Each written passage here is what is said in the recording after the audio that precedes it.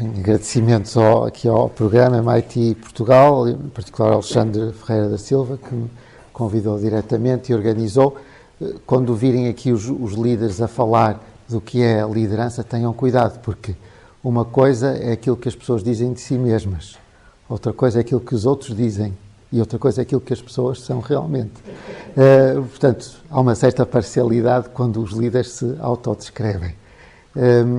Mas nós, obviamente, podemos ter sempre um distanciamento crítico em relação a isso.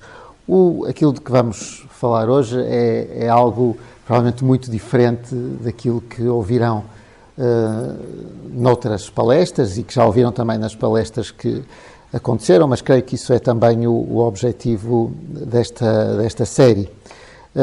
Aquilo que nós vamos falar é de pensamento político do século XVI. Uma coisa altamente exótica à partida, ou aparentemente estranha, mas que espero possa ser, pelo menos, interessante de visitar durante alguns momentos. O início do século XVI é uma época muito particular. Reparem, é a época dos descobrimentos, não é? Para nós isso tem... Reparem que nos últimos anos do século XV, 1490, nessa década, não é? Vasco da Gama chega à Índia, Colombo à América, Cabral ao Brasil, etc. Portanto, estamos em plena época dos descobrimentos. E esta época dos descobrimentos marca muito a mentalidade que começa a emergir, então, na Europa. E essa mentalidade é uma mentalidade que muda de um respeito talvez excessivo pela tradição, aquilo que se chamava o paradigma da autoridade, o respeito simplesmente o que Aristóteles disse, aliás não se dizia Aristóteles, dizia-se o filósofo, toda a gente já sabia que era Aristóteles.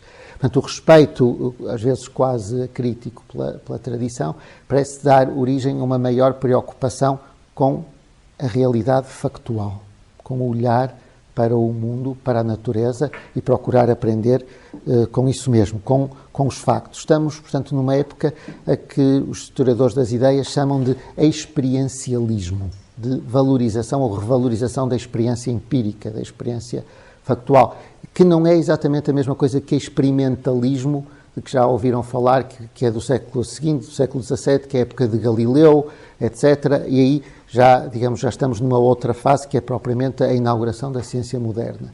Mas esta fase do século XVI, 1500 e tal, é uma época que, é necessária para preparar o surgimento da ciência moderna no século XVII, que já é uma ciência matematizada, não é? Aqui não, é sobretudo uma atenção à experiência, um experiencialismo, uma atenção à natureza, aquilo que o nosso grande poeta Camões dizia, o vi claramente visto. Ele falava, eu vi claramente visto o lume vivo, para descrever aquele fenómeno que é o fogo de Santelmo, não é, que se via nos mastros dos navios, e essa ideia do ver claramente visto é uma ideia, desta época, que portanto, uma revalorização de voltar os olhos para aquilo que acontece, voltar os olhos para os factos e procurar aprender com eles e não apenas com as autoridades do passado. Isso nota-se em diferentes áreas. Reparem, toda a parte dos descobrimentos, das viagens, nota-se até na literatura, não é? Nesta altura, na Europa, surge imensa literatura de viagens, uma mais realista, outra mais, especulativa, que se fala daquilo que os nossos descobridores, os nossos marinheiros viam no Oriente, viam na América, etc. Não é? Portanto, há uma literatura de viagens, há as ciências que começam a formar-se, por exemplo, a botânica, pensem no nosso Garcia de Horta, portanto, uma ciência ainda muito, muito descritiva. Portanto, este interesse por aquilo que acontece, pelos factos e pela natureza, é algo que perpassa os domínios da vida e da ciência desta época e acontece também no domínio do pensamento político. E nós o que vemos nesta época é que os pensadores políticos mais relevantes, de que vamos aqui tratar, estão precisamente muito interessados em olhar à sua volta, ver aquilo que acontece na realidade factual da política e procurar aprender com isso, não é? E não idealizar excessivamente. A nossa tendência, às vezes, dos pensadores nessa época ainda era de idealizar demasiado o papel dos líderes políticos, não é? Os líderes políticos são chamados, na altura, os príncipes. Príncipe não tem simplesmente a acessão de filho do rei. O príncipe é o principex, que significa o principal. Portanto, um rei é um príncipe, um duque pode ser um príncipe, o papa é um príncipe. Portanto, o príncipe é o líder político. A acessão desta época, o príncipe é o líder político. E havia muito o costume de pensar nos príncipes de forma muito idealizada, não é? Os príncipes eram apresentados como pessoas com grandes virtudes, com todas as qualidades, mas isso era uma forma extremamente idealizada. E aquilo que alguns destes autores que vamos ver hoje, nomeadamente Maquiavel e Thomas More, procuram fazer é olhar para a questão com um novo olhar, mais realista, procurar ver factualmente aquilo que fazem os líderes políticos, o que é que fazem os príncipes, como é que eles atuam, como é que eles conseguem liderar. Realmente, quais são as qualidades que fazem deles líderes políticos e, provavelmente, líderes em qualquer área de atuação. E é isso que nós encontramos, nomeadamente, portanto, neste autor muito conhecido, não é? Que toda a gente já ouviu falar, alguns já terão lido, Nicolau Maquiavel, também se pode dizer em italiano Niccolò Machiavelli, nós já tendemos a aportuguesar para Maquiavel, e o outro autor que vamos falar, que é Tomás Moro, também se pode dizer Thomas More, é um M, não parece, Thomas More, em inglês, nós também tendemos a portuguesar para Tomás Moro. Às vezes também se diz em latim, que é Morus, Tomás Moros. Portanto, Maquiavel e Moro é através destes dois autores que escrevem as suas obras principais no princípio do século XVI. Parem, o Príncipe de Nicolau Maquiavel é escrito em 1513, começa logo a circular por toda a Europa em versões manuscritas. A Utopia de Thomas More é escrita entre 1515 e 1516, portanto fez o ano passado 500 anos que este livro foi escrito. Enfim, ambos os livros têm um pouco mais de 500 anos e, portanto, será curioso ver porque é que estes livros ainda são lidos hoje em dia e o que é que eles nos podem dizer, se podem dizer alguma coisa sobre o que é a liderança política, quais são as qualidades da liderança política e, eventualmente, de qualquer tipo de liderança. Vamos começar aqui pelo Príncipe de Maquiavel. Quem era Maquiavel? O personagem histórico, quem era Maquiavel? Maquiavel era um cidadão de Florença. Na altura, a Itália não estava unificada. A Itália é um país que se unifica muito tardiamente, só no século XIX, com Garibaldi. Na altura, a Itália era um conjunto de estados diferentes, não é? Ou cidades-estado. Florença era um estado, Milão outro, Veneza outro, os estados pontifícios, portanto, que ocupavam a zona onde está Roma, eram outro, e o reino de Nápoles, no sul da Itália, eram talvez os estados principais, depois havia outros mais pequenos, e que geralmente faziam alianças com estes estados principais. E Maquiavel era um homem, digamos, de Florença, fez toda a sua vida em Florença, era, digamos, não era propriamente um erudito, interessava-se muito por ler, e falaremos disso mais adiante, e por refletir, mas não era, em primeira instância, um erudito, digamos, era mais conhecido pelo seu gosto pelas tabernas e pelas mulheres, do que propriamente pela erudição. Mas era, obviamente, alguém muito interessado pelo pensamento, e já vamos reforçar isso de seguida, e era, sobretudo, um homem da ação, quer dizer, um homem envolvido na política. Aquilo que marca as pessoas que melhor refletem, nesta altura, início do século XVI, é que são, antes de serem homens de reflexão, são homens da ação.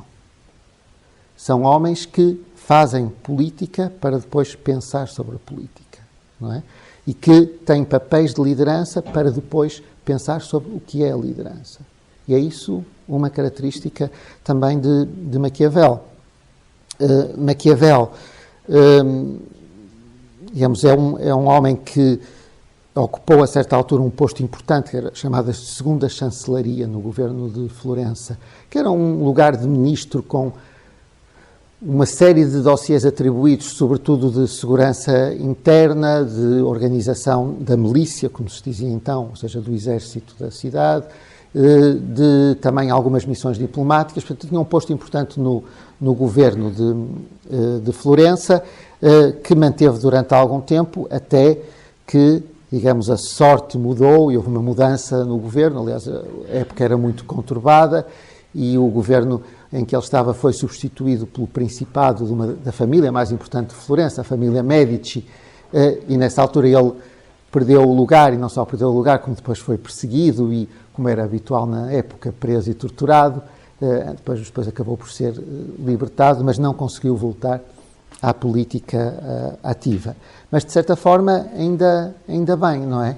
Não decidiu, não pôde voltar à política ativa, refugiou-se na sua casa, onde passava o tempo a ler e a escrever, e foi isso que nos valeu para termos o seu testemunho. Há uma carta muito interessante que Maquiavel descreve a um amigo, Francesco Vettori, em que ele diz: eu venho todos os dias das ruas empoeiradas de Florença, com as vestes todas sujas, chego a casa, retiro as minhas vestes, visto as minhas melhores vestes e vou sentar-me na minha biblioteca algumas horas, na companhia dos melhores espíritos de todos os tempos. Portanto, reparem, Maquiavel despia a sua roupa normal, vestia a sua melhor roupa para ir para a biblioteca, porque pensava, eu vou estar na companhia das pessoas mais inteligentes e mais interessantes que alguma vez viveram, e eu posso dialogar com eles através dos livros que vou ler. E essa experiência é muito importante. E notem, estamos aqui no domínio da experiência, precisamente, curiosamente, porque para Maquiavel a experiência tem dois sentidos. Pode-se experimentar uma coisa observando-a diretamente, ou pode-se experimentar por interposta pessoa, lendo aquilo que outros viram, aquilo que outros observaram. Portanto, este contacto com os factos pode ser feito diretamente, e ele teve um grande contacto com os factos políticos do seu tempo, com os grandes personagens políticas do seu tempo, mas, por outro lado, há uma aprendizagem suplementar que se pode ter através de outros que escreveram sobre os factos que eles próprios presenciaram ou de que tiveram relato. E, portanto, há aqui uma dupla dimensão da experiência, uma que é direta, outra que é indireta, mas que não deixa de ser também um apelo à experiência. E aquilo que Maquiavel quer determinar, aquilo que é o seu objetivo de vida, é pensar o que é que faz com que um príncipe, o que é que faz com que um líder político tenha sucesso.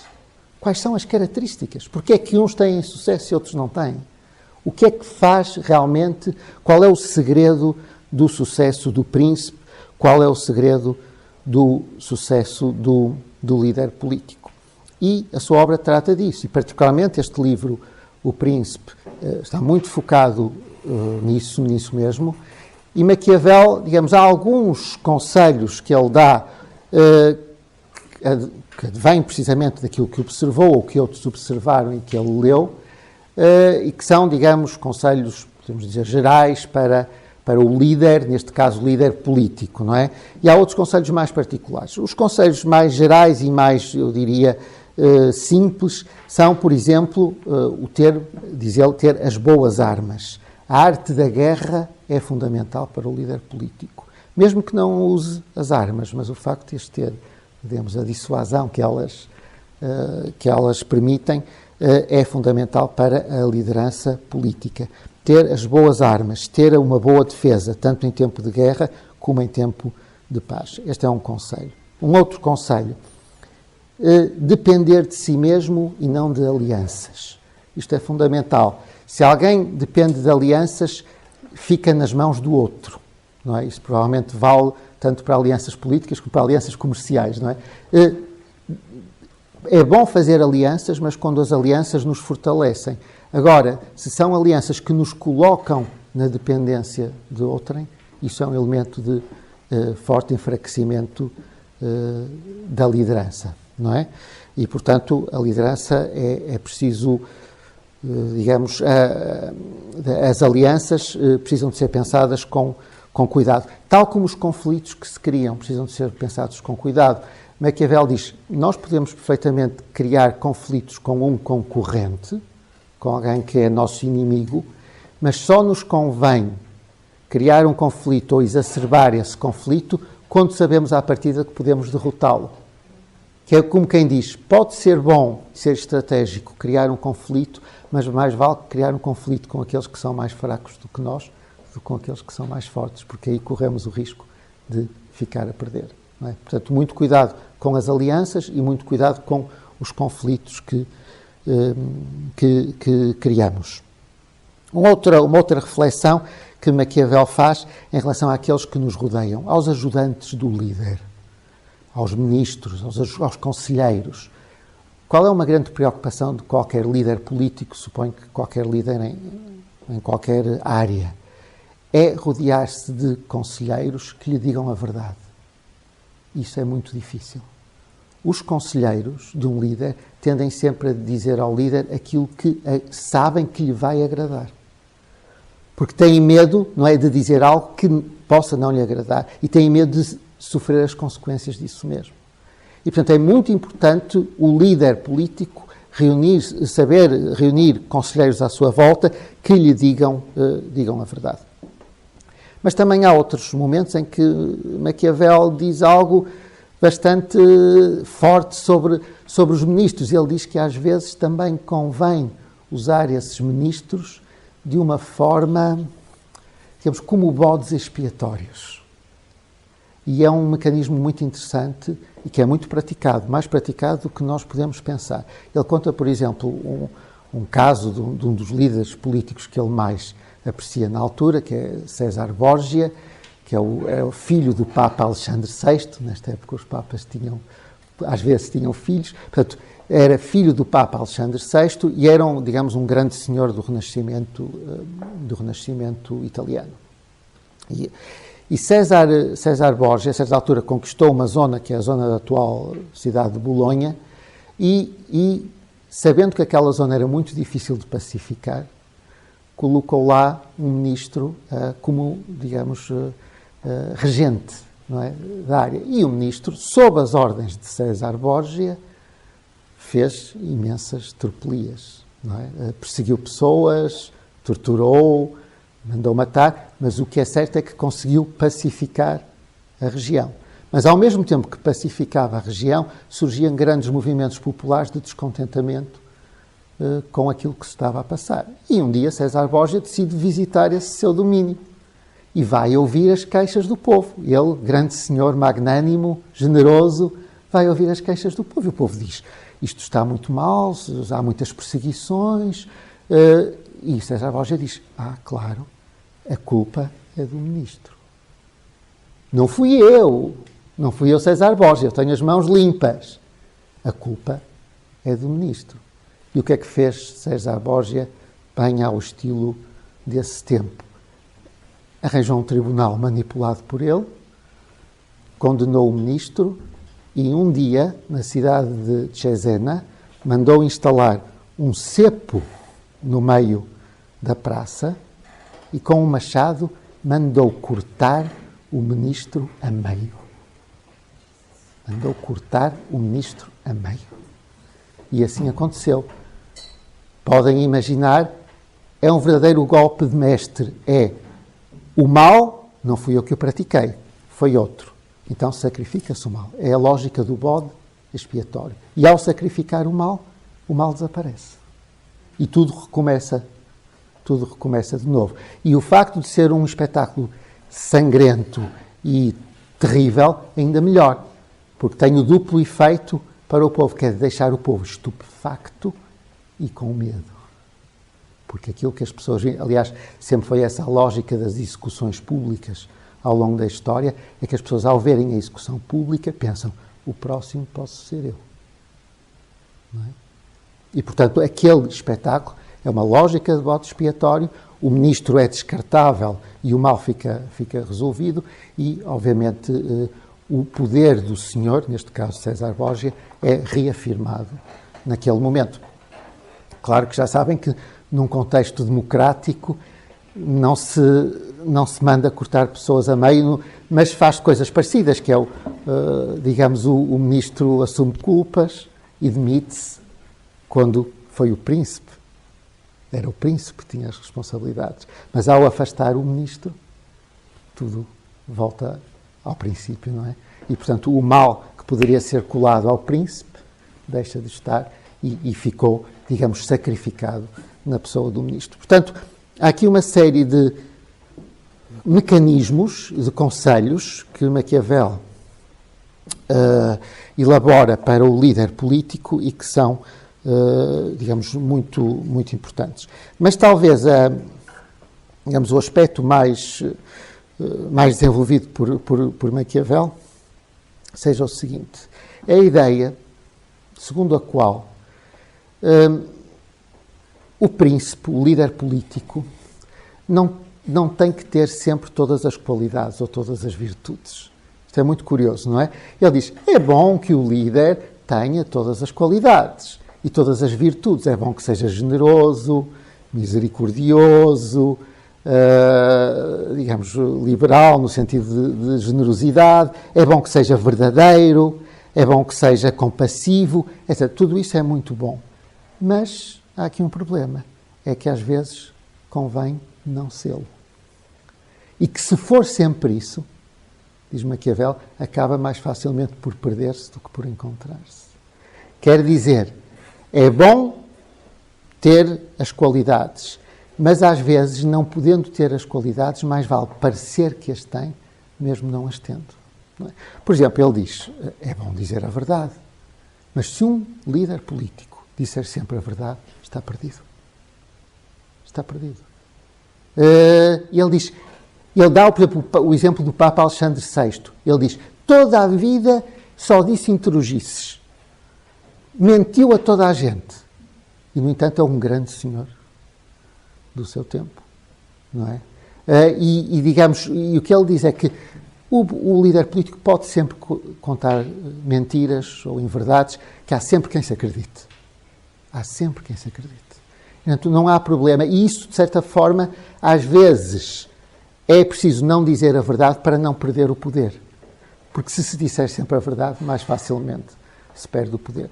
Portanto, em relação a todas as qualidades que nós geralmente consideramos serem qualidades humanas, como dizer a verdade, ser generoso, ser compassivo, etc., o que Maquiavel diz, muito bem, é bom tê-las. Maquiavel sabe que é bom tê-las, não é um relativista nesse sentido, ele sabe que é bom tê-las. Mas, para quem tem papel de liderança, nem sempre as pode ter. Porque, quando tiver que decidir entre manter o seu poder ou dizer uma mentira, vai dizer uma mentira para manter o seu poder, não é?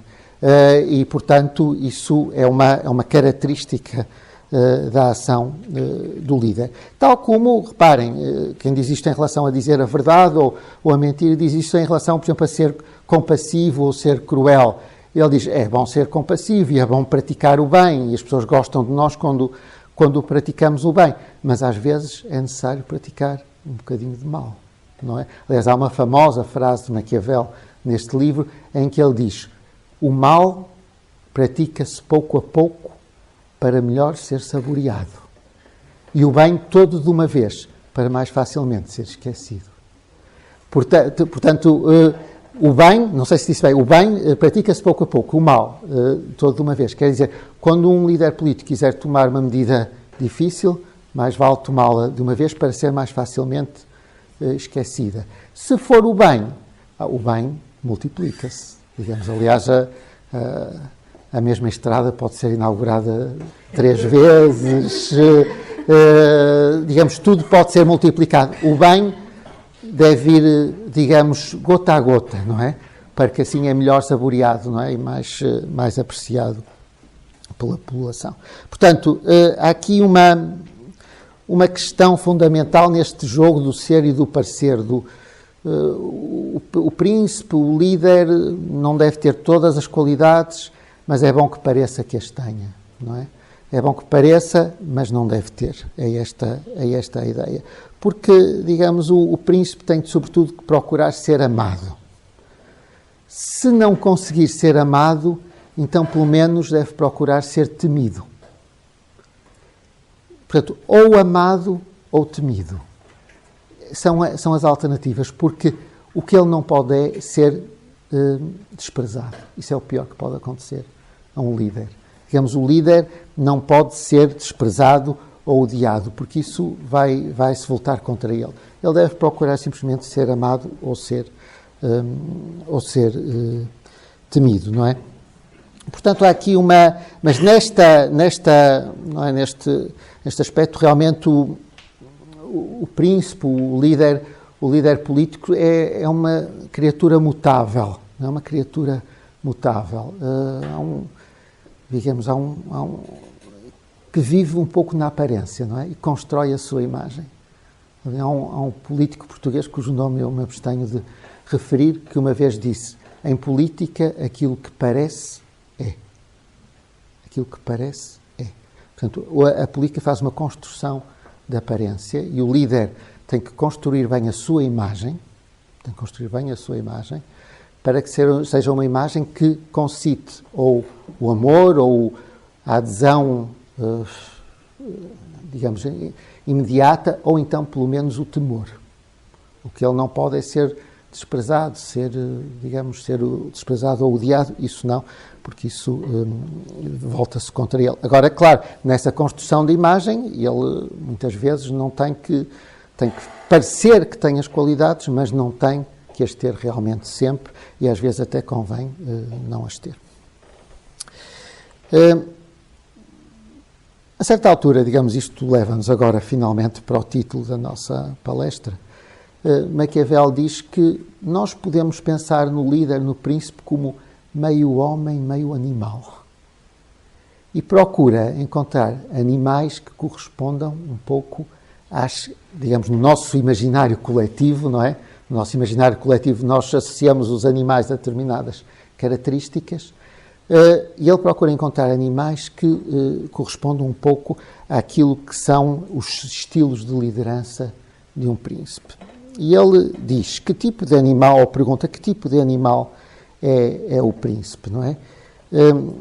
E diz, nomeadamente aqui, vou-vos ler uma pequeníssima frase, diz: já que um príncipe deve saber utilizar bem a natureza animal, convém que escolha a raposa e o leão. Como o leão não se sabe defender das armadilhas e a raposa não se sabe defender dos lobos, é necessário ser raposa para conhecer as armadilhas e leão para meter medo aos lobos. Que é como quem diz, há aqui dois estilos de liderança, dois estilos de liderança política, uma que consiste em evitar as armadilhas, portanto uma liderança mais racional, não é, mais ardilosa, não é? E por outro lado uma liderança que se afirma mais pela força, não é? Que consiste em meter medo ou causar terror, não é? E o que Maquiavel acha é que é certo que os líderes podem ser ou mais raposa ou mais leão, mas no fundo ele acha que todos os líderes, os melhores líderes, acabam por ter um bocadinho de cada. Acabam por, às vezes, ser raposa e às vezes ser leão. E às vezes é preciso ser raposa para evitar as armadilhas e outras vezes é preciso ser leão para meter medo aos lobos. Não é? E é, digamos, esta capacidade para ser raposa numas circunstâncias, ser leão noutras, que depende, ao fim e ao cabo, o sucesso da liderança. Maquiavel tem uma noção, tem uma visão do mundo curiosa, em grande parte que vem desde a Antiguidade, não vem de ideias que já existem desde a Antiguidade greco-latina. Ele acha que o mundo é muito governado por coisas que nós não dominamos. Aquilo que é o destino, a fortuna, a boa fortuna ou a má fortuna, aquilo que os portugueses chamariam o fado, não é? O fatum. O mundo é governado por um certo fado. Nós nunca conseguimos dominar tudo aquilo que acontece à nossa volta. Mas podemos, pelo menos, tentar dominar alguma coisa.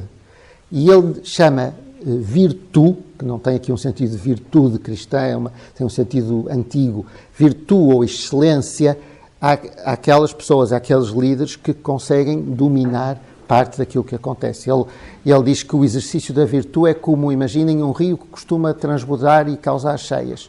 Quem tiver virtude, quem tiver essa força para liderar, sabe que em tempos em que não há cheias deve-se construir diques e regular o rio para depois estar preparado para quando surgirem as inundações. Portanto, às vezes o líder virtuoso neste sentido antigo, o líder excelente é aquele que age como a raposa, previne as circunstâncias e consegue dessa forma vencer as circunstâncias que estão à sua volta. Não é? Reparem, este líder é o líder que pensa à frente, que pensa quais vão ser, é o jogador de xadrez, não é? É aquele que sabe quais vão ser os movimentos do adversário, que antecipa os movimentos do adversário e que procura, digamos, preveni-los, não é? Este é um tipo de líder. O outro líder é o líder leão, aquele que, digamos, que se afirma. Há aqui uma outra metáfora muito polémica neste livro, em que ele diz que a fortuna é mulher e, portanto, é preciso contrariá-la e dominá-la. Portanto, uma metáfora altamente erótica e machista. É preciso dominá-la. E ele diz, e não é por acaso que as mulheres gostam mais dos jovens, porque as dominam com maior ferocidade, diz Maquiavel. E, portanto, o líder político, o príncipe, também pode ser, neste caso, o leão, aquele que consegue, digamos, dominar e a certo ponto, fazer-se temer. Portanto, temos aqui dois modelos de liderança, de que nos fala Maquiavel, claramente, e são modelos, ele fala disto, mas como eu digo, ele fala disto não apenas por teoria, fala pela sua experiência, fala constantemente com exemplos do seu tempo, exemplos da antiguidade que ele leu nos escritores romanos, etc. Portanto, há aqui digamos, um conhecimento de experiência e, portanto, a ideia de que o sucesso na liderança depende realmente desta capacidade para ser leão, da capacidade para ser raposa. E nós pensarmos em líderes políticos, grandes líderes políticos do século XX, todos terão ambas as coisas, não é? Mas certamente que uns são mais leão, outros são mais raposa, não é? Toda a gente, se pensar em Stalin, com certeza que é leão, que mete medo, não é? Se pensarem em Churchill, dirão que é raposa, não é? E, portanto, aqui não há um juízo de valor sobre qual é o tipo de liderança mais eficaz, porque isso depende das circunstâncias. Maquiavel é muito atento às circunstâncias e o tipo de há dois tipos de liderança determinados, podem ser combinados entre si, mas depois, digamos, como é que cada um se impõe, isso depende de cada circunstância. Mas deixem-me, porque o tempo está a correr, passar imediatamente para Tomás Moro, um outro pensador da mesma época. Simplesmente, em vez de viver em Florença, Tomás Moro vivia em Londres. É um homem, tal como Maquiavel, que primeiro viveu e depois refletiu sobre a política. É um homem com uma experiência política enorme. Foi membro do Parlamento, membro da Câmara dos Comuns, foi uma espécie de presidente da Câmara, xerife da cidade de Londres, e depois acabou por ser Lord Chanceler, que era um equivalente a primeiro-ministro na altura, como o rei Henrique VIII. Portanto, Tomás Moro, um verdadeiro líder político, alguém muito conhecido na Londres e na Inglaterra do tempo e na Europa, aliás, e uma pessoa altamente respeitada, mas por razões que, já veremos, não têm a ver nem com o leão, nem com a raposa. Tem a ver com outro animal, ou com as qualidades que outro animal pode evocar. Tomás Moro, também, este sim era um verdadeiro erudito, era um homem que sabia muito bem latim, grego, tinha um grande conhecimento de literatura, enfim, e escreveu esta obra que é muito conhecida, a Utopia. Aliás, a palavra utopia foi ele que inventou, é um neologismo de Tomás Moro. Utopia significa O U é uma partícula de negação, o topia, topos, portanto, o utopia é o não lugar, o lugar inexistente. E neste livro, Utopia, Tomás Moro vai descrever uma ilha, que ele chama Utopia, e que é, digamos, um lugar onde todos os problemas que nos afligem nas sociedades que nós conhecemos e que ele conhecia também no seu tempo não existem, estão resolvidos, não é? A utopia, obviamente, é um não lugar, mas que é descrito como se existisse na realidade. Esta obra está dividida em 2 livros, é no segundo livro que ele descreve a ilha Utopia. Isto é um pouco encenado quase como uma peça de teatro. Há aqui logo no início o encontro, a saída da missa entre ele próprio, Tomás Moro, e um amigo chamado Pedro Gils, e depois esse amigo apresenta-lhe um marinheiro, que por acaso é um marinheiro português, que lhe é apresentado e que começam a falar, depois vão para a casa desse outro amigo, Pedro Gils, e é esse marinheiro português chamado Rafael Itludeu, o nome também é inventado por Moro, é esse marinheiro português que esteve nessa tal ilha localizada nos mares do sul, num lugar remoto, e que viu realmente como é que é uma sociedade verdadeiramente perfeita, não é? E, portanto, este Rafael Itludeu vai explicar, ou vai dizer, mais uma vez, reparem, a importância da experiência. Não é algo que Rafael Itludeu, neste livro, não vai dizer, esta é a minha concepção da sociedade perfeita. Não, não. Ele diz, eu vi. Eu estive num local que era uma sociedade perfeita. Portanto, eu não vou inventar nada, eu vou só dizer aquilo que vi. Claro que estes factos são imaginados, não é? Mas é tudo apresentado como se fosse realmente factual. E, portanto, este livro começa por fazer, Tomás Moro começa por fazer aqui na conversa, um retrato da sociedade do seu tempo, que é apresentado em tons extremamente negros, não é? Sociedade corrupta, uma sociedade que é levada pela ganância apenas, em que cada pessoa procura enganar as outras, em que ninguém se preocupa com o bem-estar geral, em que os políticos são totalmente corruptos, portanto, os políticos são corruptos, só se preocupam com o seu poder e com a sua riqueza. Portanto, é este o retrato que Tomás Moro faz do seu tempo. E reparem, é de alguém que estava dentro do sistema, portanto, que sabia muito bem. E, aliás, há algumas pessoas que são referidas no livro, que são personagens reais e são às vezes pintadas de uma forma não muito favorável, não é? Não é por acaso que esta obra, antes de ser traduzida para inglês, foi publicada em latim, em Lovaina, que é para prevenir consequências imediatas, não é? E, portanto, faz-se aqui realmente uma descrição, uma crítica. Tomás Moro, que era digamos, um cristão fervoroso, faz uma crítica absolutamente destrutiva da Igreja, não é? Da corrupção dos padres, dos bispos. Faz uma crítica dos príncipes do seu tempo, etc. Portanto, dos aristocratas. Porque a sua conclusão aqui é, ao fim e ao cabo, que a sociedade está corrompida moralmente, está corrompida pela ganância, não há bons sentimentos, digamos assim, mas a sua conclusão é mais forte do que isto. A razão pela qual existe tudo isto, em última instância, é muito simples, pensa Tomás Moro, é porque há propriedade privada e dinheiro. É a propriedade privada e o dinheiro e a busca constante do dinheiro e do enriquecimento que acaba por corromper a sociedade. E, portanto, quando há descrição propriamente da ilha Utopia, pelo tal marinheiro português chamado Rafael, nesta descrição da ilha Utopia, nós vemos que na ilha não há propriedade privada nem dinheiro.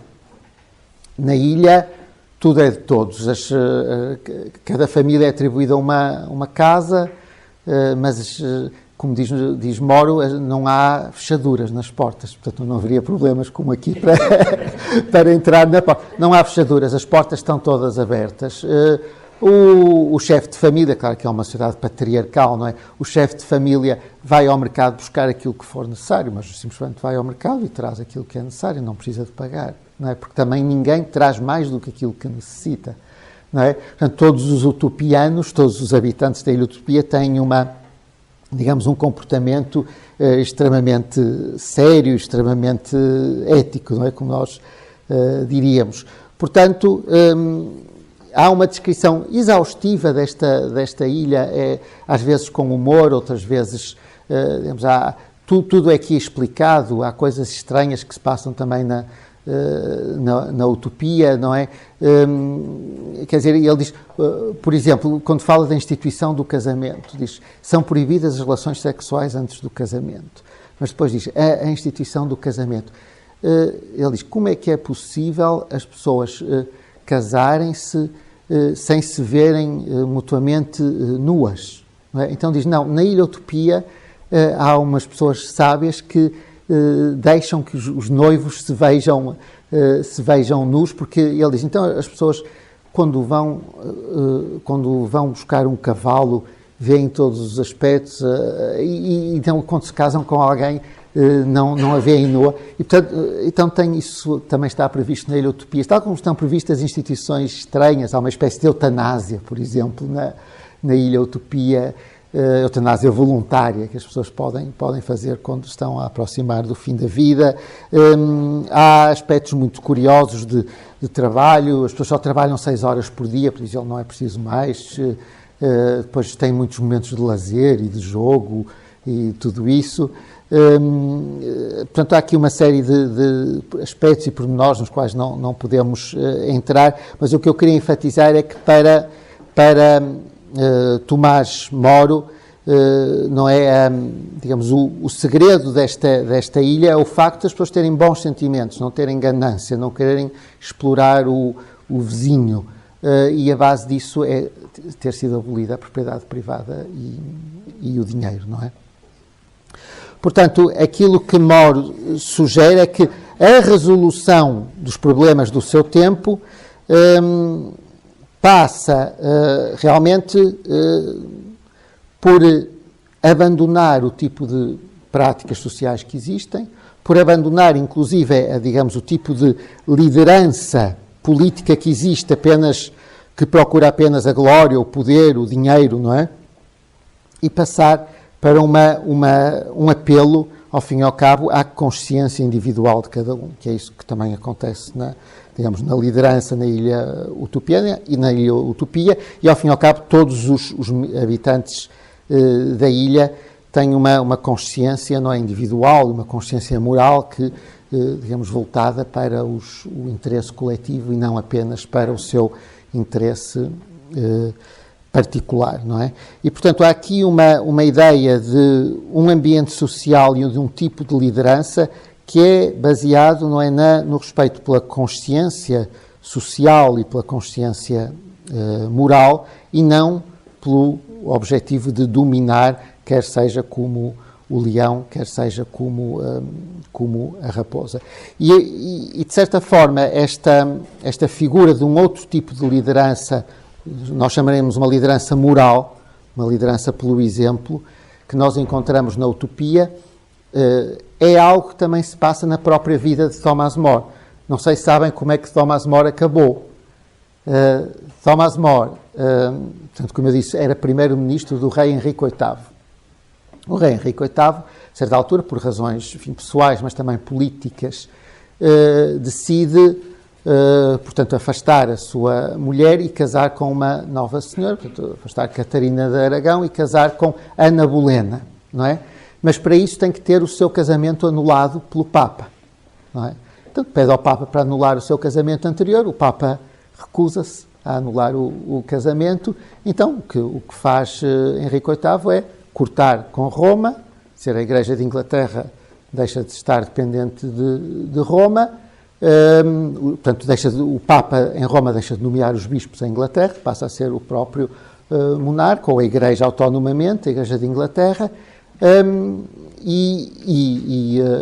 digamos, e anula o seu próprio casamento e casa-se com a Ana Bolena, não é?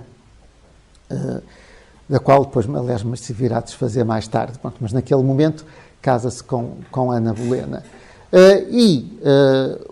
Pede, tal como a vários outros dos seus ministros, pede a Tomás More que assine o chamado ato da secessão, no qual, digamos, consagra o fim dos vínculos entre a Igreja de Inglaterra e a Igreja em Roma e o Papa.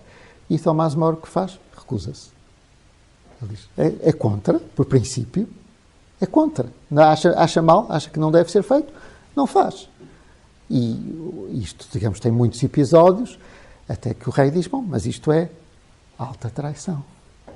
Alta traição. Como podem ver pelo que se está a passar na Catalunha, cuidado com os crimes de alta traição. Isto é alta traição, não é? E, portanto, o Sr.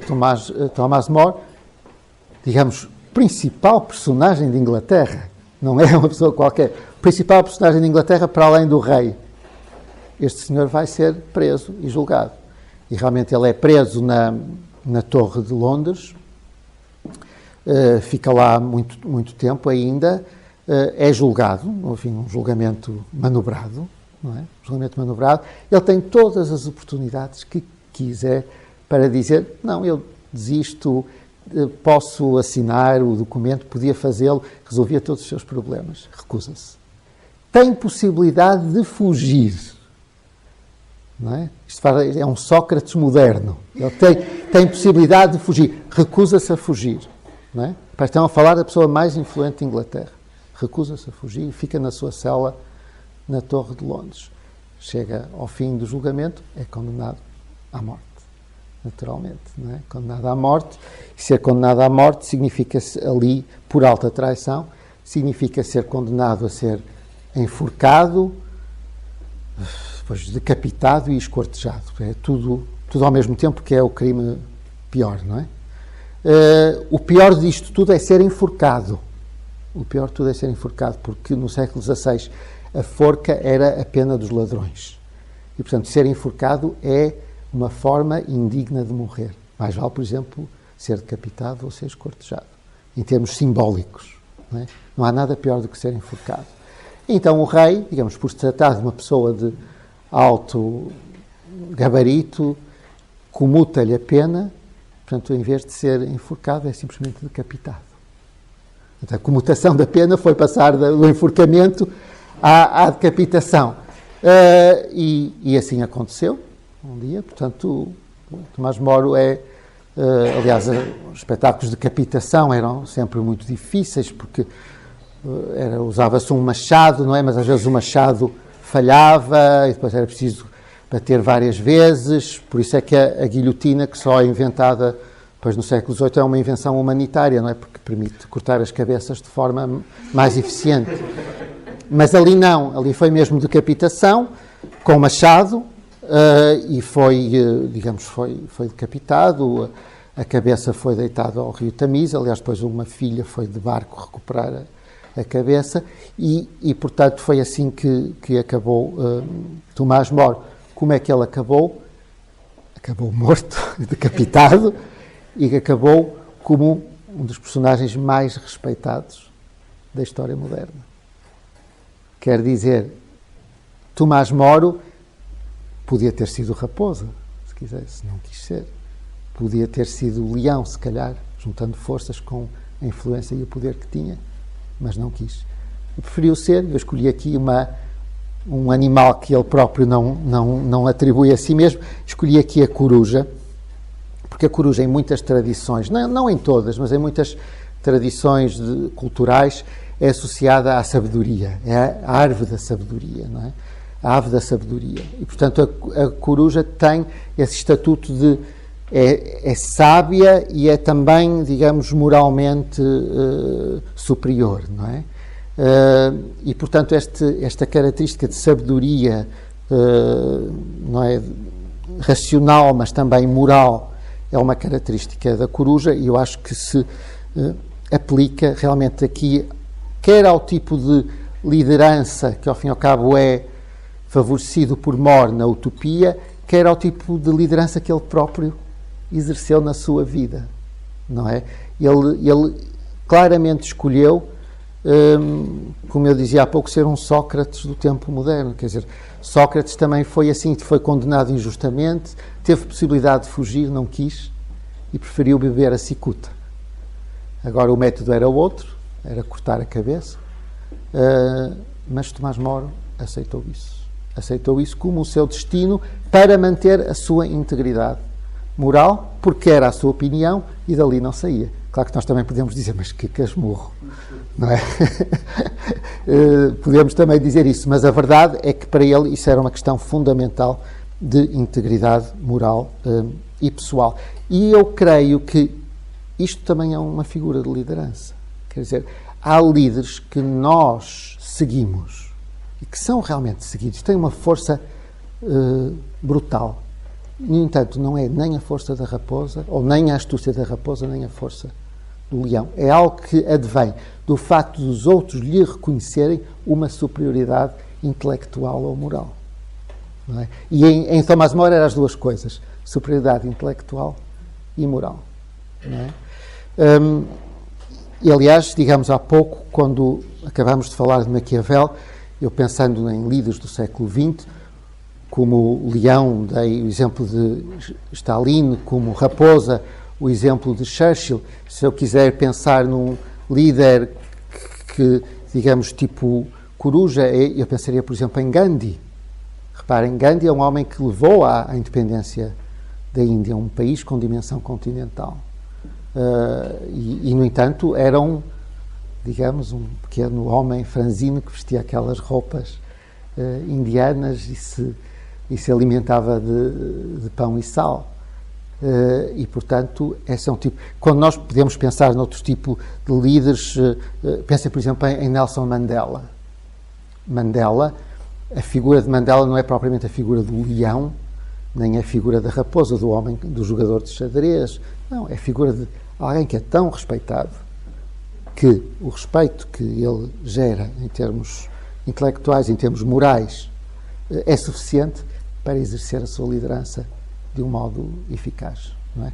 E, portanto, é aqui também correspondente a uma figura de coruja. E, portanto, apenas para terminar, porque já estou aqui a ultrapassar ligeiramente o meu tempo, nós podemos ver, digamos, nestes escritores, políticos e pensadores do princípio do século XVI, realmente aqui uma reflexão muito baseada na experiência, na sua própria experiência e na experiência de outros que lhes é contado ou que leem através de relatos escritos, a descoberta de formas diferentes de exercer a liderança, neste caso a liderança política, mas se calhar isto aplicar-se-ia também a outras formas de liderança e que, digamos, nós podemos fazer corresponder a estas três figuras do leão, da raposa e da coruja. E, curiosamente, todos estes três tipos de liderança podem resultar, consoante a pessoa que esteja em causa, consoante as circunstâncias, estes três tipos de liderança podem resultar, e acho que há exemplos, não só no tempo em que eles escreviam, há 500 anos atrás, como também nos dias de hoje. Terminamos aqui. Obrigado.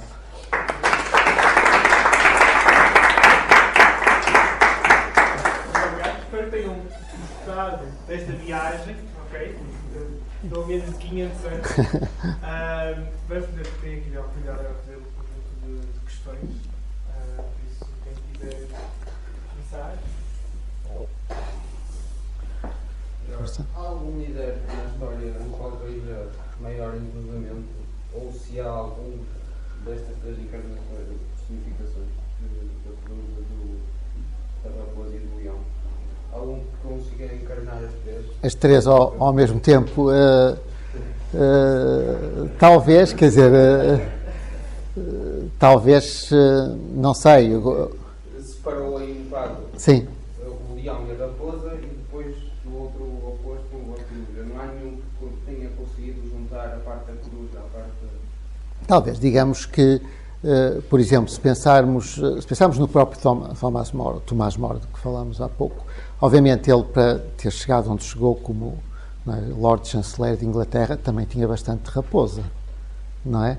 Não sei se teria alguma coisa de leão, eventualmente teria bastante raposa. O que é certo é que depois aquilo que o define é o ser coruja. Digamos, aquilo que acaba por prevalecer é o ser coruja. E eu acho que esta mistura, se calhar, existe em todos os grandes líderes. Todos, se calhar, têm um bocadinho de cada uma destas figuras animais ou das características que nós usualmente associamos a estas três figuras animais. O que acontece é que, geralmente, há uma que é mais preponderante do que a outra. Eu há pouco dei Churchill como um exemplo do líder raposa, não é? E era, sem dúvida, uma raposa em muitos aspectos.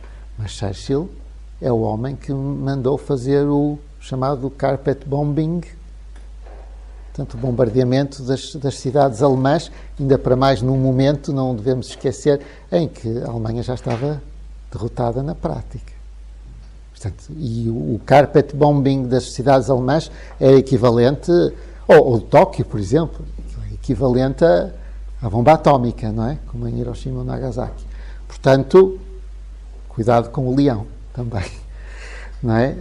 Portanto, lá está, nos diferentes líderes há diferentes combinatórias destes três aspectos. Realmente há, se calhar, menos líderes que são respeitados apenas pela sua personalidade moral e pela sua inteligência, mas há alguns, aliás, tanto em termos políticos como em termos empresariais, corporativos, não é? Que não precisam de mais nada do que isso. E depois há outros que precisam também, às vezes, de, digamos, sobretudo, usar a astúcia, ou às vezes de se fazerem temer.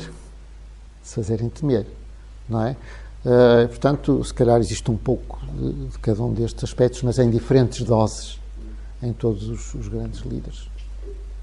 Segundo estes autores, acha que estas três tipologias de líderes nascem com as pessoas ou de alguma forma eles referem que podem ser construídas ao longo da sua vida estas diferentes... Não, essa é uma questão interessante, não é?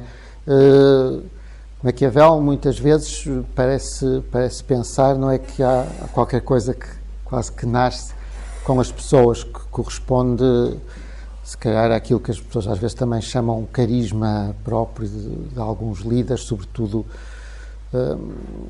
E dá alguns casos que ele fala, por exemplo, num outro escrito que não tem nada a ver com o príncipe, ele conta a história de um senhor chamado Castruccio Castracani, que foi um bebé abandonado na cidade de Lucca, que é uma cidade que fica perto de Florença. Foi um bebé abandonado, descoberto por uma família no seu quintal. Não sabia de onde é que ele veio. Portanto, aquele homem que, digamos, saiu do nada e que não era nada, na realidade, tornou-se o senhor de Lucca. À custa, neste caso, era leão. Castracani significa castra-cães. Era um homem violento. Não é? O Castruccio, portanto, era uma personagem... Mas, digamos, ele saiu do nada. Havia algo nele que parece que o levou a essa liderança, não é? A chegar a essa liderança. Mas, portanto, pode haver algo aí de, digamos, inato. Mas, por outro lado, grande parte do trabalho de Maquiavel consiste, ao fim e ao cabo, em fazer uma espécie de ciência da liderança política. Quer dizer, ele quer mostrar aos príncipes, dizer que há determinadas regras que outros já puseram em prática e que se podem seguir e levar ao sucesso. Não é? E, portanto, nesse aspecto também se pode aprender. Não é? Pode haver algum elemento inato, mas também se pode aprender. Portanto, pode haver também aqui uma ciência da liderança política e é isso que ele consagra o seu labor, não é? Depois de ter deixado a vida política ativa, é encontrar, enfim, quais são os mecanismos que garantem o sucesso. E isso aí, digamos, qualquer um pode seguir, não é? E posso-vos garantir, até porque alguns já me disseram que há muitos líderes políticos, inclusive em Portugal, que têm isto na mesinha de cabeceira. Mas têm na mesinha de cabeceira, mesmo, não é? E não só políticos, também empresariais. Estou-me a lembrar de um em particular. E portanto, também se pode aprender. Pode-se aprender. E eu creio que Thomas More acentuaria mais este aspecto do aprender, não é? Porque Thomas More acha que realmente, porque aqui tem uma dimensão mais sapiencial, não é? No caso de Thomas More, cada um pode fazer uma espécie de conversão da sua alma, não é? Para se tornar melhor e também para ser melhor líder e, portanto, há aí também essa capacidade para aprender. Portanto, resumindo e concluindo, pode haver algumas características inatas, mas a aprendizagem é importante. E há uma ciência da liderança e pode-se estudá-la. Juntando aqui um bocadinho as duas questões, gostaria de perguntar o seguinte: em primeiro, não havendo vários tipos de liderança, como falou, e significadas em termos de alguns animais, simbolicamente, Sim. se porventura não havendo uma fórmula mágica, ou tendo alguns deles um bocadinho de cada, também como respondeu, se aquilo que prevalece mais, por vezes, não é circunstancial, Sim. ou seja, depende da era, depende É do verdade. tempo que vivemos, É verdade. que a comunidade, mais no mundo democrático, se elege um bocadinho mais uma vertente de liderança do que outra. Uhum. E hoje em dia vemos muitos líderes a caírem, alguns acham que realmente, aliás, cada vez mais, os mais amados e odiados ao mesmo tempo. Sim. E por outro lado, se porventura, muitas vezes não há outro, uma quarta via, digamos assim, que é a liderança obscura. Uhum. Chamaria aquilo que muitas vezes se ouve falar dos peixes de águas profundas. Uhum. Uhum. E que muitas vezes estão por trás mesmo daquilo que são as lideranças visíveis, que se podem construir ou ser um bocadinho mais inato, mas que acabam por ser,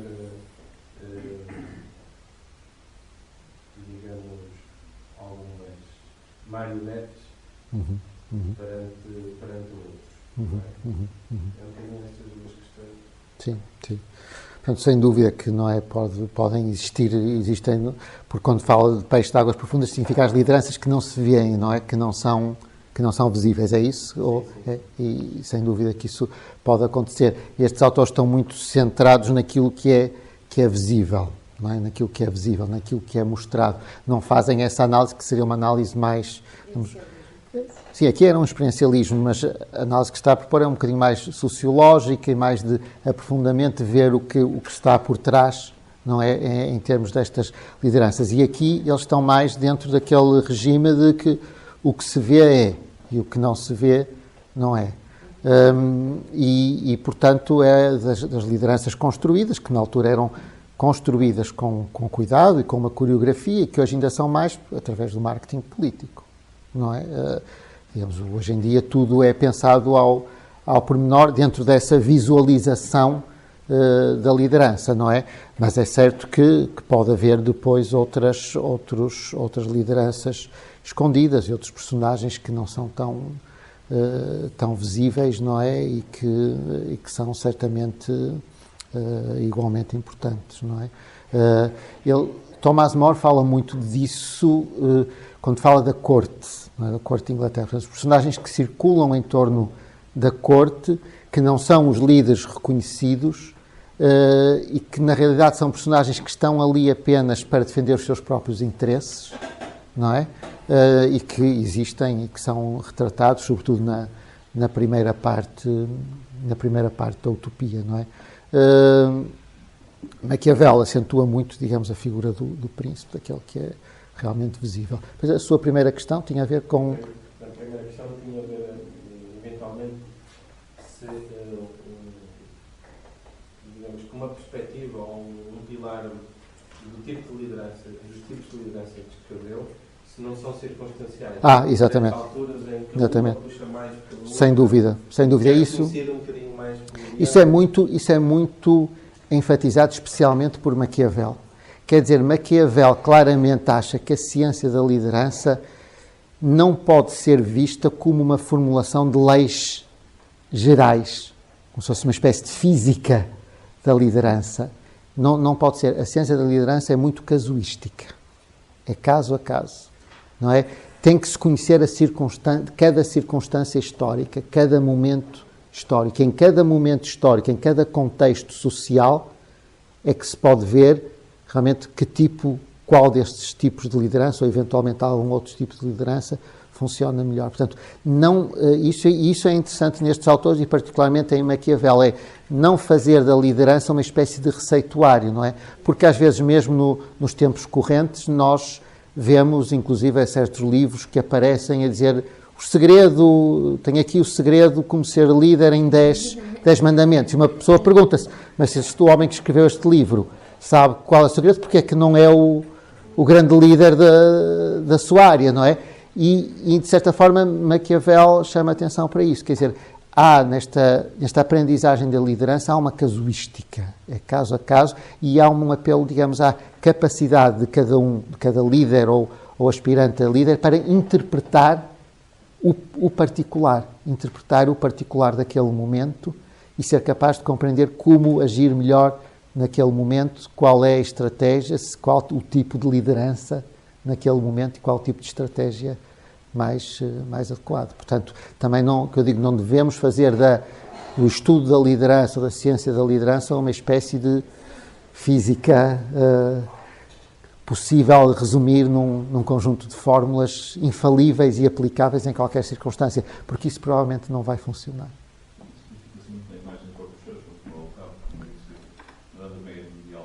Sim. Sim. Ele fez uma grande asneira. Claro. A Bolsonaro e foi grande derrota que ele teve, as tropas aliadas na Turquia, Exato. com o ataque à Galeopi, não é? Exato.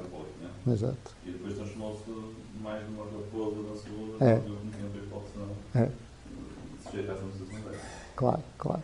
E depois, quer dizer, há aqui uma coisa que Maquiavel, eu referi isso há bocado, muito de chofre, muito de raspão, Maquiavel não deixa de dizer que há aqui uma influência daquilo que é fortuito.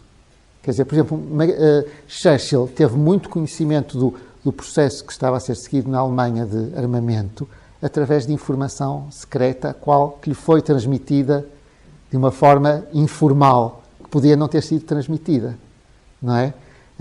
Por uma pessoa que pertencia aos serviços secretos e que depois, aliás, se suicidou porque achava que não devia ter transmitido essa informação nem ao Winston Churchill.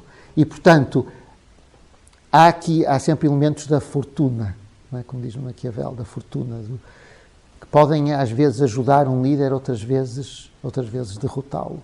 Não é? Há golpes de boa fortuna ou de má fortuna que, independentemente do facto do líder ser um bom líder e ter percebido naquele momento qual é o tipo de liderança que deve seguir, etc., que as coisas podem ainda assim não resultar, porque os ventos da fortuna podem ser muito adversos em determinadas circunstâncias, não é? E nós vemos que, às vezes, o rumo da história muda rapidamente porque se perdeu uma batalha. Então, tudo parece mudar rapidamente por causa de um único evento, e aquilo que parecia estar a correr de acordo com o previsto pelo líder acaba por mudar radicalmente por um evento que não se estava à espera. Só uma questão de curiosidade, não ter mencionado, ainda agora falarmos em batalha, falando que alguns líderes estão na sua terceira Maquiavel. O Arte da Guerra, por exemplo, Sim. Que é outra obra de Maquiavel. Sim, outra corrente, digamos assim, um bocadinho diferente, mas que acaba por também dar um bocadinho aquilo que pode ser uma lógica de pensamento de liderança. Sem dúvida. A obra... Os líderes, com certeza, também terão na minha cabeceira. Sim, a Arte da Guerra. Sim, mas está a falar, porque há um livro de Maquiavel sobre a arte da guerra, mas cara está a falar do chinês, não é? Sun Tzu, exatamente, é outra podia ter ido por aí. Aí também há, obviamente, uma reflexão sobre liderança, sem dúvida. Propositadamente, por exemplo, porque quis-me centrar simplesmente aqui numa época histórica. Estes dois pensadores são da mesma época histórica, eu achei interessante, e é uma época curiosa para nós. e achei interessante centrar-me nisto, mas podia realmente ir a outros. Paulo Flores, eu venho mais uma curiosidade, um comentário, que é a questão da liderança no feminino. E o Paris Montorá, do ano passado, foi altamente criticado por não ter nenhum palestrante convidado. Sim. E se pensar, por exemplo, na Margaret Thatcher ou na chanceler alemã, eu vejo nelas características masculinas. Sim. Nomeadamente no vestido. Sim. Então a chanceler queria levar. Se comentar esta questão da liderança. É realmente, tal como ela é apresentada aqui por estes autores, mas também estes estão a escrever numa época patriarcal, não é? Realmente a liderança aparece aqui muito no masculino, é verdade, a liderança aparece aqui muito no masculino. Talvez por isso nós, também porque vivemos numa sociedade patriarcal em geral, associamos a liderança ao masculino, não é? Mas, enfim, essa é uma questão muito, muito debatida pelas correntes feministas e tudo, não é? De saberem se as lideranças femininas realmente têm algo de especial simplesmente pelo facto de serem femininas. Se há uma forma, digamos, feminista de liderar, não é? É claro que aquilo que citou são um bocadinho contra-exemplos, porque as pessoas dizem a liderança de Margaret Thatcher não parecia uma liderança especialmente feminina, quer dizer, podia ser aquilo que ela fazia, podia ser, não é, de Iron Lady, não é? Não é particularmente feminina. Já de Merkel, se calhar tem um bocadinho de feminino, não é? Na Alemanha, Merkel é chamada a mãe, não é? Die Mutter, não é? É a mãezinha, não é? É a mãe, portanto tem um aspecto maternal. E aí pode ter alguma coisa de apaziguador, não é? Pode ter alguma coisa de apaziguador, portanto algo mais que não aparece nas lideranças masculinas, não é? Mas realmente nestes autores essa reflexão ainda não está, portanto aqui uma sociedade muito patriarcal e não sei, quer dizer, é uma questão em aberto, não é? Saber realmente se há um perfil especificamente feminino ou mesmo, digamos, feminista de liderança, ou se ao fim e ao cabo existe apenas a liderança, que não é nem masculina nem feminina, e que tem determinadas características, não é? Agora, claro, como a maior parte das sociedades, ao longo do tempo, são sociedades patriarcais, realmente são os homens que aparecem mais nas figuras de liderança, e como sabem, mesmo hoje em dia, tanto em termos políticos como em termos empresariais, apesar das mulheres estarem cada vez mais presentes, por exemplo, ao nível da universidade, ainda são minoria precisamente nos lugares de liderança, não é? Tanto ao nível corporativo, das administrações, como ao nível político. Reparem, é precisamente por causa das mulheres ainda serem minoria ao nível político que foi feita a chamada Lei da Paridade, que obriga aos partidos, quando fazem uma lista para concorrer a qualquer eleição, por cada 2 homens tem que pôr uma mulher, que na realidade não é paridade, porque devia ser mulher-homem, mulher-homem. Garante apenas que 33% dos candidatos são mulheres. Esta é a lei da paridade, é uma lei muito simples. Tem. Eu faço o trabalho de 2 homens, mas se deixar de referir uma coisa, se me permite. Sim. Pronto, porque eu acho que é uma grande.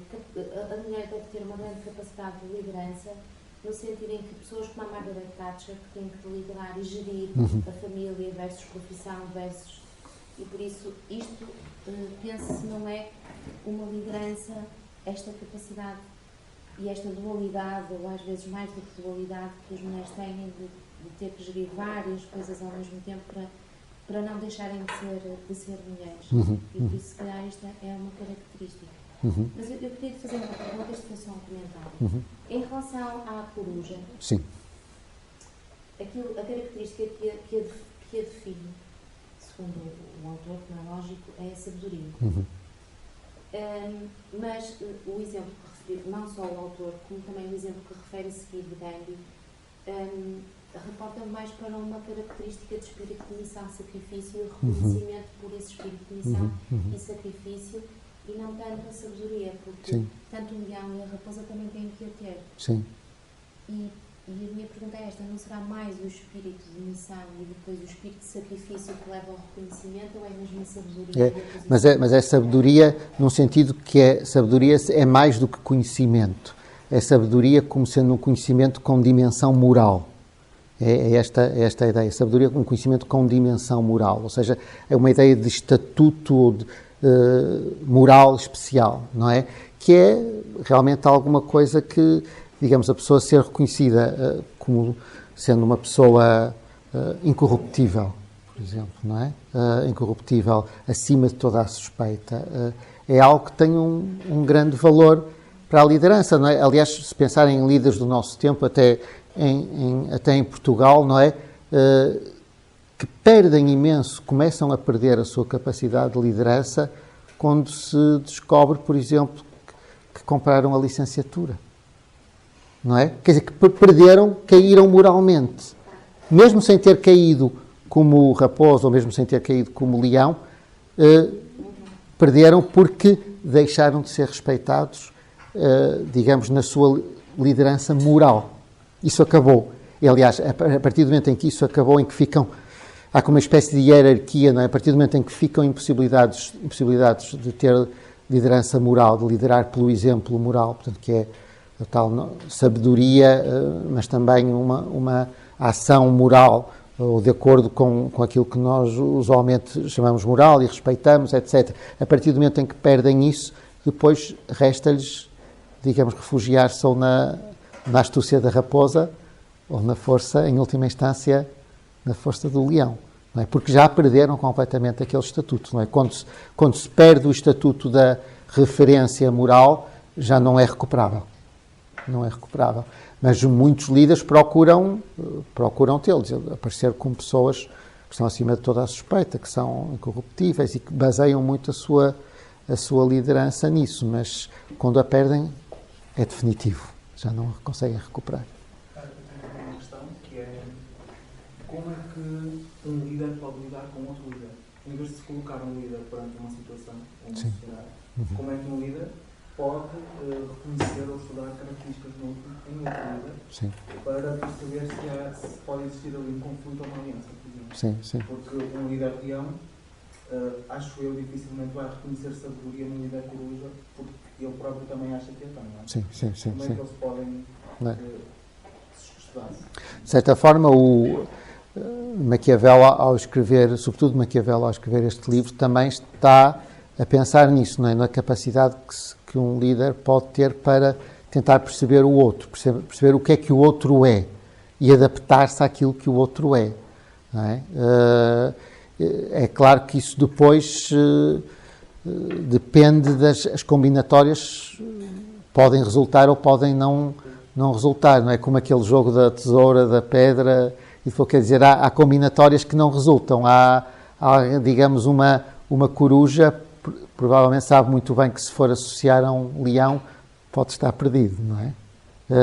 E portanto, terá muito cuidado com isso, não é? Mas, precisamente, este conhecimento de estilos de liderança e formas de atuar deve permitir a cada líder tentar também compreender o outro. Ao examinar os factos, quer dizer, como é que, não é imaginar o que é que o outro diz de si mesmo. Foi assim que eu comecei, não é o que o outro diz de si mesmo, o que é que o outro fez. Vamos lá ver. O líder pode chegar aqui e dizer, eu sou uma pessoa eu digo sempre a verdade. Eu sou, para mim a compaixão, para mim o mais importante são as pessoas. É o que dizem os líderes políticos. Não queremos saber disso. Nós queremos ver o que é que aquele senhor fez. Por onde é que ele andou? Quais são os factos? O que é que ele fez? Como é que ele chegou à posição que chegou? Foi através da generosidade e da verdade ou foi por outros meios? E só assim é que nós o conhecemos, não é? E, portanto, isso é muito importante, tentar compreender qual é o estilo de liderança do outro, mas baseados nos factos e não na reconstrução dos factos que cada pessoa faz sobre si própria e sobre a sua história pessoal, ou corporativa. Efetivamente, também, de alguma forma, sem entrar na liderança também política, reconhecida a liderança do ponto de vista social, também moral, inspirado na questão da cruz. Sim. E agora, para falar um bocadinho nisso, aquelas pessoas que naturalmente surgem como líderes da sociedade, mas como uma referência, como uma inspiração. Não é? Exato. Isso, de alguma forma, é tal questão que pode haver algum inato, ou é mesmo assim algo que se constrói?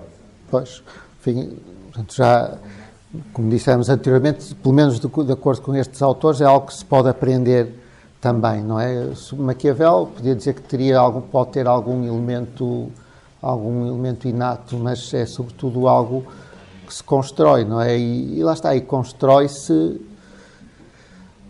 por aquilo que se conhece e constrói-se também na própria experiência, não é? Há pouco falou de Gandhi, um bocadinho como um líder político, mas também terá sido líder espiritual. Sim. Depois aqui ao falar também da questão das mulheres, em que a maior parte das vezes em que há uma liderança assumida e reconhecida também é assumida pelas mulheres, como falamos de Princesa Diana e outros, sem ser em termos de liderança política. Sim. Parece que, falando em papéis um bocadinho diferentes, sem ser... Claro, aí há outras formas, quer dizer, nestas figuras que nós vimos, estamos centrados em liderança política, não é? Porque é disso que estes autores tratam. Mas é claro que há aspectos aqui que se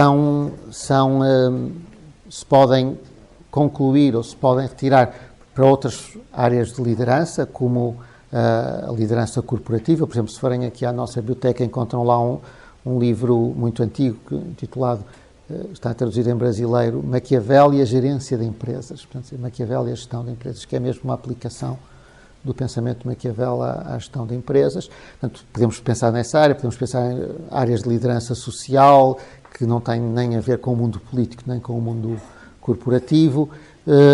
Portanto, aí, se calhar, depois há outras formas também e outras modalidades.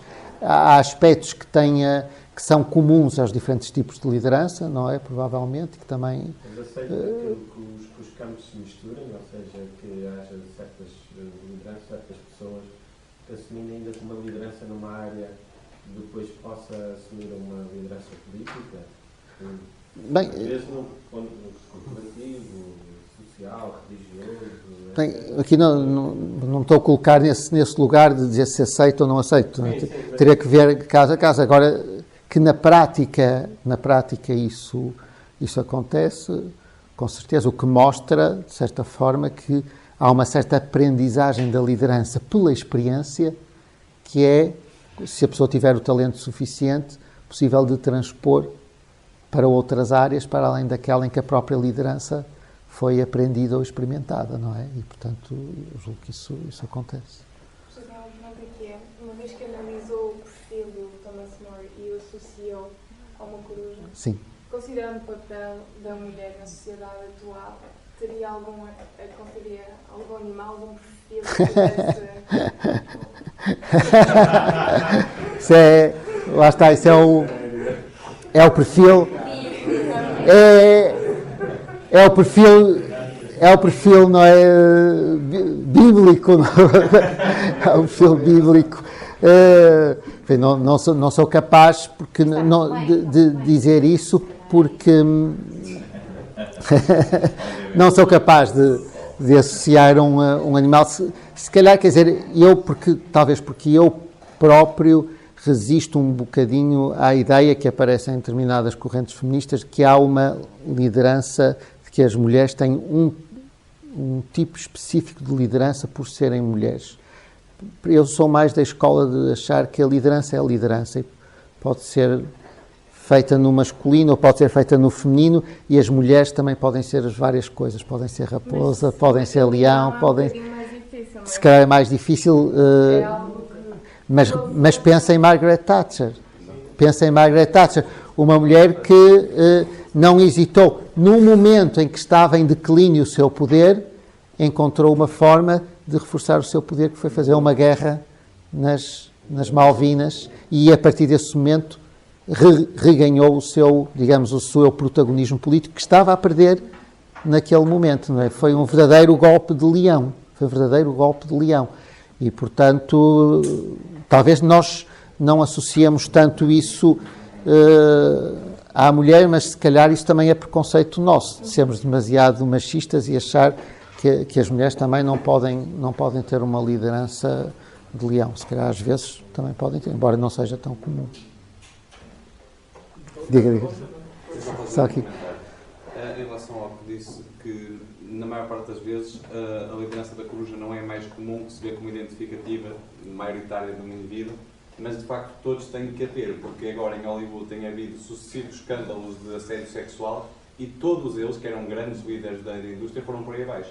Simplesmente por perder essa característica que até nem era associada a nenhum deles. Não. Mas têm todos que a ter, porque é uma coisa... Digamos, o deixarem de ser respeitados e isso depois não se recupera, não é? E então, ou caem totalmente como líderes, ou então têm que ficar apenas no jogo de xadrez ou na força do leão, se a tiverem, não é? Se a tiverem. Mas o que entendi relativamente à questão da coruja é na questão moral, reflete muito aquilo que é a questão da integridade moral da sua própria pessoa. Ou seja, pode não ser uma questão moral que é vista por todos.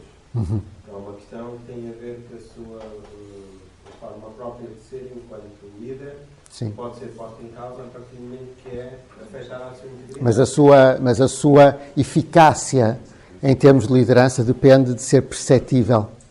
Ser perceptível pelos outros. Se ela não for perceptível, se for invisível, não tem eficácia em termos de liderança. E mesmo porque a esse respeito, há vários líderes que de alguma forma podem ter caído, mesmo achando isso, mas do seu ponto de vista em que achavam todos que eram corujas, não é?